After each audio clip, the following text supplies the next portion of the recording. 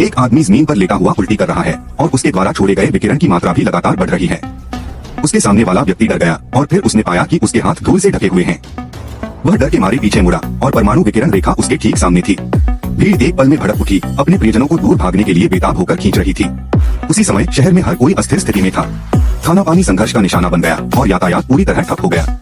हर कोई radiation line आने से पहले शहर छोड़ना चाहता था और बचाव दल भी काम पर लग गया। बहुत से लोग यहाँ से भाग गए और इस बार परमाणु विकिरण आपदा का मुख्य कारण यह था कि यह एक प्राकृतिक आपदा और मानव निर्मित आपदा थी। हजारों चूहे सीवर से बाहर आ गए। वे सड़क पार करके सीधे समुद्र की ओर दौड़े और बिना किसी हिचकिचाहट के उसमें कूद गए। कुछ घंटों बाद इस शहर में भूकंप आया। उसी समय हर कोई दहशत में था। परमाणु ऊर्जा संयंत्र में काम करने वाले जियांग जान्हे को एहसास हुआ कि कुछ गड़बड़ है और उन्होंने अपने सहकर्मियों से कपड़े बदलकर जाने का आग्रह किया, लेकिन उनके सहकर्मियों ने उन्हें अस्वीकार कर दिया। लेकिन किसी ने भी यह उम्मीद नहीं की थी कि यह आपदा इतनी अचानक आ जाएगी। भूकंप के कारण रिएक्टर संख्या 57 के दरवाजे में दरार आ गई और ठंडा पानी रिसने लगा। अगर समय पर दरवाजा बदल दिया जाता तो सब ठीक रहता, लेकिन कांग्रेस के सदस्य चिंतित थे कि दुर्घटना के उजागर होने से मतदान प्रभावित होगा, इसलिए उन्होंने इसे गुप्त रखा। उन्होंने परमाणु ऊर्जा संयंत्र से यह भी आग्रह किया कि वे कर्मचारियों को इसकी जानकारी न दें ताकि घबराहट की स्थिति न बने। उन्हें मौके पर कुछ मरम्मत करने वाले मिल गए और उन्होंने पहले दरवाजा बेड़ करने की योजना बनाई। नतीजतन मरम्मत करने वाले ने शहर की भलाई के लिए दरवाजा बंद करने का फैसला किया।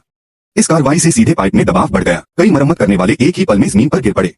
इस समय फैक्ट्री मैनेजर को एहसास हुआ कि रिएक्टर मेटास्टेसाइज हो गया है और ईंधन के उच्च तापमान से बड़ी मात्रा में हाइड्रोजन उत्पन्न होगा और यह हाइड्रोजन पूरे कंटेनमेंट बॉडी को भर देगा, जिससे दबाव बढ़ जाएगा।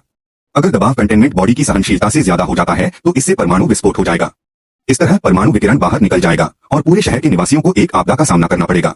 लेकिन इस संकट के बावजूद कांग्रेस के सदस्य अभी भी चिंतित थे कि इस खुलासे से राष्ट्रीय स्तर पर दहशत फैल जाएगी और उनके वोट प्रभावित होंगे। इसलिए उन्होंने राष्ट्रपति से झूठ बोला कि उन्होंने 30 किलोमीटर दूर के निवासियों के लिए निकासी नीति जारी की है। समस्या का जल्द ही समाधान हो सकता था।